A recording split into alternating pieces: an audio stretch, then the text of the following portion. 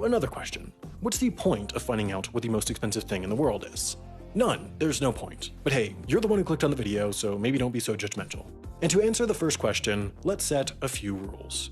1. It has to be a single thing. This rule is a bit tricky to define, but it's all about whether or not something intuitively feels like it's a single item.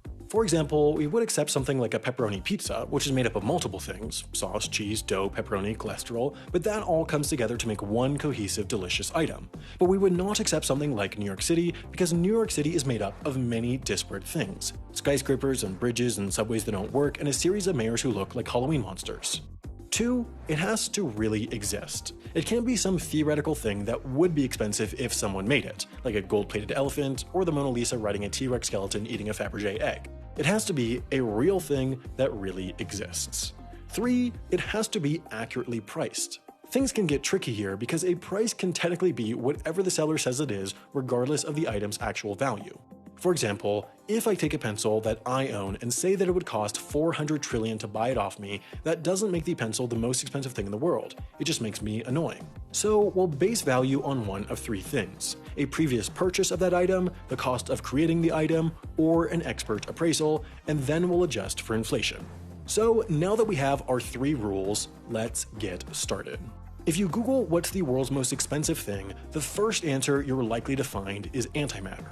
There are even multiple videos on YouTube about this, and they'll tell you that antimatter is worth about $62.5 trillion per gram, which is true and is interesting, but is not the answer to our question for 2 reasons. First of all, humanity has only ever created 18 nanograms of antimatter, which amounts to only $1,170,000, which is less than the cost of the world's most expensive office chair, let alone the world's most expensive thing. Second of all, a substance feels like it shouldn't count because it isn't really a single item.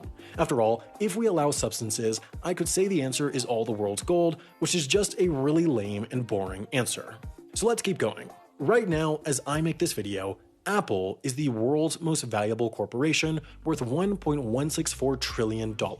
This feels closer to the right answer, but I still don't think it qualifies. The reason is that even though Apple can be classified as one company, it still doesn't feel like one thing.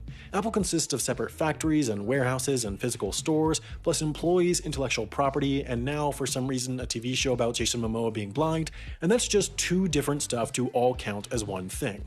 So let's focus on things that would qualify. In my quest to answer this question, I had to come across a lot of wrong answers before I found the right one, and now I'm going to tell them all to you, both because they're interesting and also because if I just told you the answer right from the start, this video would be 10 seconds long. My first thought was art, and while the most expensive piece of art ever sold is the Salvator Mundi, a blurry-looking painting of Jesus, the most expensive piece of art in existence is the Mona Lisa, a blurry-looking painting of a random Italian noblewoman who doesn't have any eyebrows. It's insured for about $850 million, enough to buy every person in Wyoming a round-trip ticket to Paris to see the Mona Lisa, but not enough to be the answer to our question.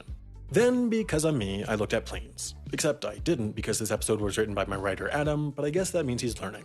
The most expensive aircraft in the world is the B-2 Spirit bomber, which looks like a flying Stingray if a Stingray could refuel mid-air, drop thermonuclear bombs, and cost $3.37 billion each. That still wasn't enough though, so next I went to the opposite of planes: boats. Like the world's most expensive plane, the world's most expensive ship is another US military vessel. I mean, hey, what a coincidence. It's almost like the US spends more money on its military than the next 10 countries combined. That most expensive ship is the USS Gerald R. Ford, which cost $13 billion, enough to buy everyone in Omaha, Nebraska, Gerald Ford's hometown, a Ford F-150, but it's still not the answer. My next stop was buildings, and the most expensive is the Great Mosque of Mecca, which cost an estimated $100 billion. That's a lot of money. If Jeff Bezos bought the Great Mosque of Mecca, all he'd have left is a paltry $10 billion. But while the Great Mosque is expensive, it's beaten out by one thing, and so here it is. The answer you've watched the whole video to learn, or let's be honest, the answer that you skipped to the end of the video to find. The world's most expensive thing is the International Space Station, which adjusted for inflation cost $177 billion. And look, I know, technically that's not the most expensive thing in the world, as the ISS isn't in the world, it's in space. But the way I see it, it's not just floating in space, it's in low Earth orbit. It's subject to the Earth's gravity, it'll fall back to Earth eventually, it was made by